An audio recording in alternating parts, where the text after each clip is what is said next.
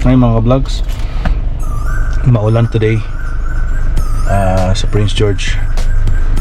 Nandito ako sa building na naka-assign yung service call, pero sabi nila wala na raw yung machine, sinend out na raw nila. So I closed that call and put some notes na wala na daw yung machine. And I called another service call, which is like 800 kilometers away. It's a mining company, and they have our equipment, business equipment. And I called their number, and the reception cannot comprehend yung sinasabi ko. It was over 20 minutes. Sabi niya, I have to create a ticket. I don't have access to create a ticket, sabi ko. Desk portal daw. And then sabi ko, can you transfer into IT? They said to me, yeah, create a ticket. So I did that and gave my information to her, and she cannot understand what I'm saying. So I ended up hanging up and email my supervisor, because hindi ako maintindihan and hindi ko rin siya maintindihan. So on what I wanted from her, from their IT, from their company. Anyways, yun ang dapat they have to call me so I can help them, but I ended up parang ako pang from our conversation parang ako pang nangailangan ng tulong, but it wasn't like that. So anyways, I don't know, it sounded like a Latina accent, so I don't know where she's from. So yeah, okay. Umuulan dito ngayon, and going to my next call. At yung budget storage na nirentahan namin sarado pa kasi may explosion a building dito. I don't know if it's like accident or it was for sale or for lease also. It used to be a Greek restaurant here. It's a blue building here in Prince George. Tapos nakita ko na flatten na. Ewan ko, kahapon sarado ang downtown Prince George because of that. And now I think I went and run by that building, and it was flattened. So maybe it was set on purpose for insurance purpose. I'm not sure. Yan. Ayan mga ka-vlog, so yung ayun sa gilid road close, na flatten yung buong building. So I don't know what's up with that. Sarado.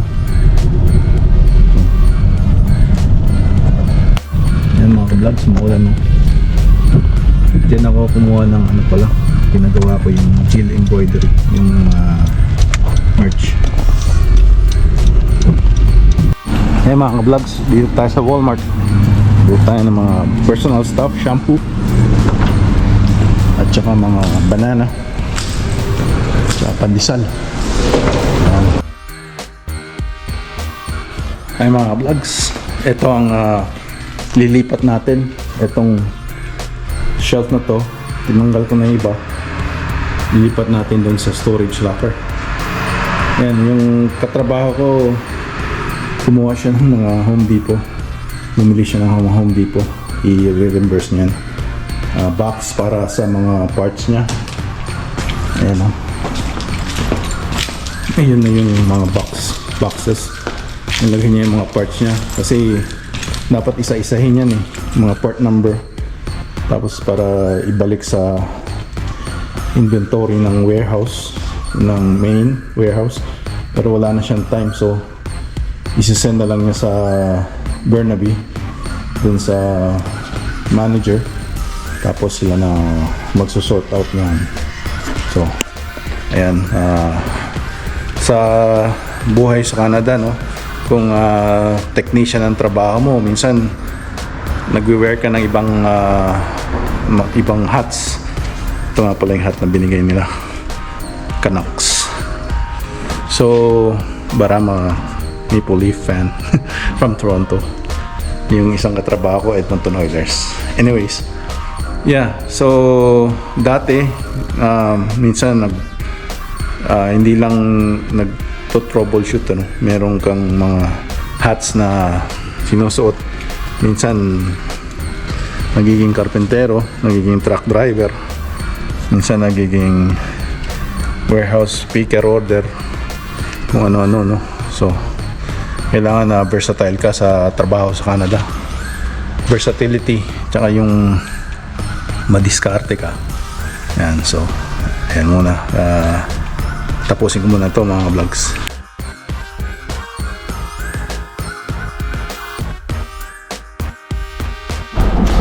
Hello mga ka-vlogs. Tama nga naman yung yung pure later Jenna. I-ship ko lang in town naman, pero yung receiver na yun i-ship din nila papunta sa 9-hour trip sa mining town Dease Lake, BC, about 800 to 900 kilometers away. So yeah, I'll just do that, save up some money for the company sa shipping. All right. Yeah, so Donald Trump is supposedly inside the building. We hear Trump arrived somehow discreetly underground somewhere and went into the courthouse. Yes.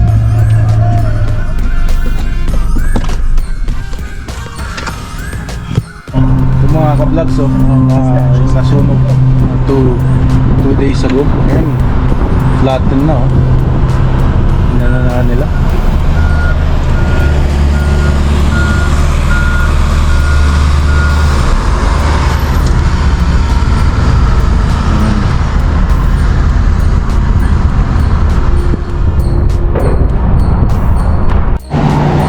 Mga vlogs, the other day, ito yun, may police pa ngayon, biglang sumabog yung building,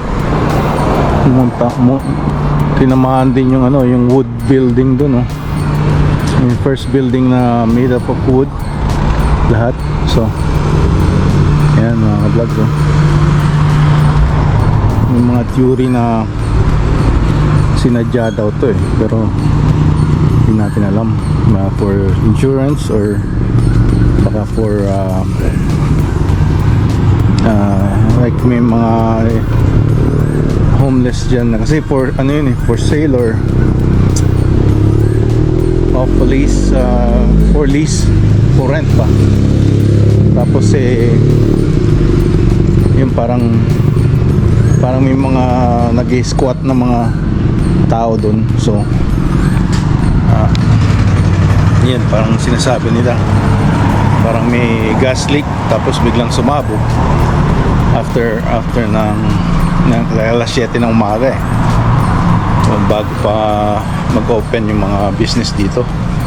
So yun, bigla na lang sumabog. So yung iba hindi na nag-open dahil nga sa pinagbawalan ng pulis, dahil nga sa may mga gas leak. Vlogs, yun mga vlogs, no? Pagdating ko dito sa China, nandito yung taong to, hihit-hit, pagsata, kaawa, no? Pero kailangan ko tumawag ng bylaw officer para alisin siya. Ay mga vlogs, punta kami ng lunch sa mga katrabaho ko. Ay, Friday afternoon mga vlogs, tapos na ang trabaho, kain na rin tayo. May pipick upin lang tayo na laptop na gagawin ko pang edit kasi ginagawa kong pang-edit sa parang yung PC na laptop. So tingnan natin to.